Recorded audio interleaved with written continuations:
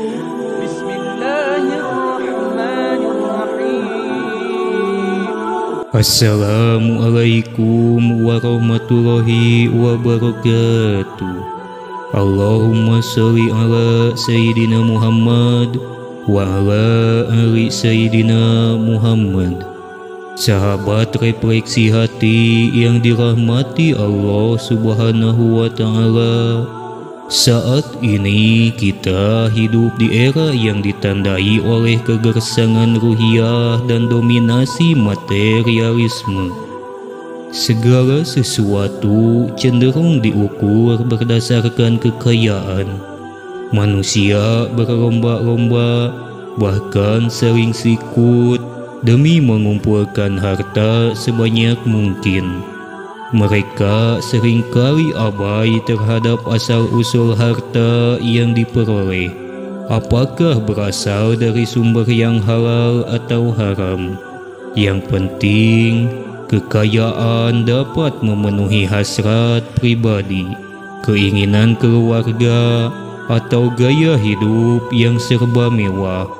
Namun, sebagai umat Muslim, sudah seharusnya kita menjaga sumber penghasilan sesuai dengan ajaran agama. Islam melarang keras beberapa jenis pekerjaan dan sumber pendapatan yang bertentangan dengan syariat.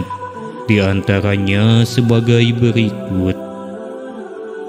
Yang pertama, pekerjaan yang mendekatkan seseorang pada perbuatan zina. Setiap pekerjaan yang berpotensi mendorong seseorang untuk terlibat dalam perbuatan zina, baik secara langsung maupun tidak langsung, hukumnya dilarang dalam Islam. Contoh pekerjaan semacam ini meliputi aktivitas seperti menjadi pekerja seks, perantara dalam praktik prostitusi, penyedia tempat untuk kegiatan tersebut, dan lainnya. Prostitusi merupakan perbuatan yang sangat dilarang dalam ajaran Islam karena bertentangan dengan nilai-nilai kesucian dan moralitas. Larangan tegas terhadap zina telah disebutkan dalam Al-Quran seperti dalam surat Al-Isra ayat 32, yang artinya sebagai berikut: janganlah kamu mendekati zina. Sesungguhnya zina itu adalah sesuatu perbuatan yang keji dan suatu jalan yang buruk. Ayat ini mengingatkan umat manusia untuk tidak mendekati perbuatan tersebut. Yang kedua, pekerjaan yang berkaitan dengan khamar atau minuman keras. Mencari nafkah harusnya dilakukan dalam koridor yang dibenarkan oleh agama. Walaupun Islam mendorong umatnya untuk bekerja keras dan berdedikasi, pekerjaan tersebut tetap harus sesuai dengan aturan syariat. Salah satu larangan besar dalam Islam adalah keterlibatan dengan khamar atau minuman yang memabukkan. Islam tidak hanya mengharamkan konsumsi minuman keras, tetapi juga melarang semua aktivitas yang berkaitan dengan produksi, distribusi, dan penjualannya. Sebagian orang mungkin beranggapan bahwa bekerja di industri minuman keras selama tidak meminumnya adalah hal yang wajar.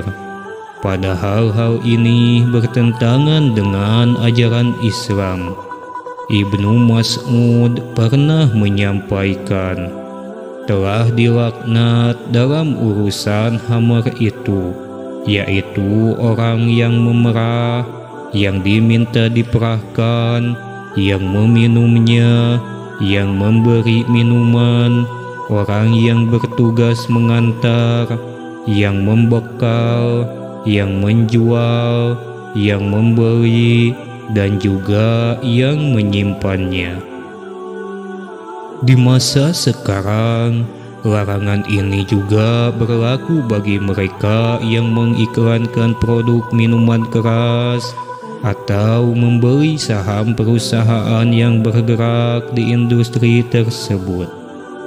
Yang ketiga, pekerjaan yang melibatkan riba.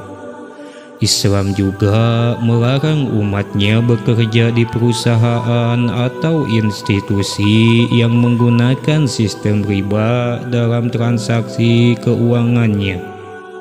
Contohnya adalah bank konvensional, perusahaan asuransi jiwa, perusahaan leasing, tempat gadai konvensional, atau menjadi penagih kredit di perusahaan pinjaman berbasis riba. Rasulullah Shallallahu Alaihi Wasallam bersabda yang artinya, Allah melaknat pemakan riba, pemberi riba, penulisnya, dan kedua orang yang menjadi saksinya.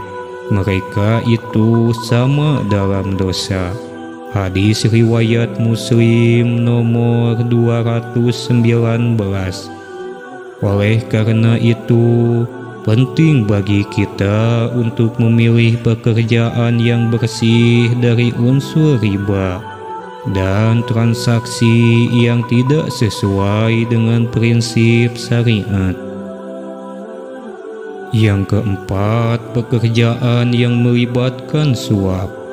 Islam sangat tegas melarang praktik suap menyuap dalam bentuk apapun.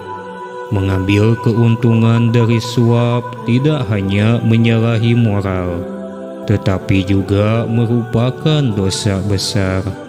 Rasulullah Shallallahu Alaihi Wasallam bersabda yang artinya, Allah melaknat pemberi suap, penerima suap, dan perantara di antara keduanya.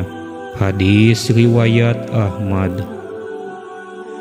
Praktek suap tidak hanya merugikan pihak lain, tetapi juga merusak tatanan keadilan dan melanggar prinsip kejujuran yang diajarkan oleh Islam.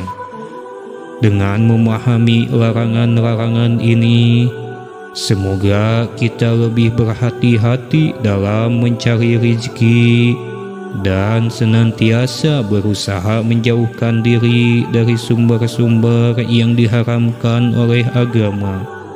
Hal ini penting agar keberkahan senantiasa menyertai kehidupan kita.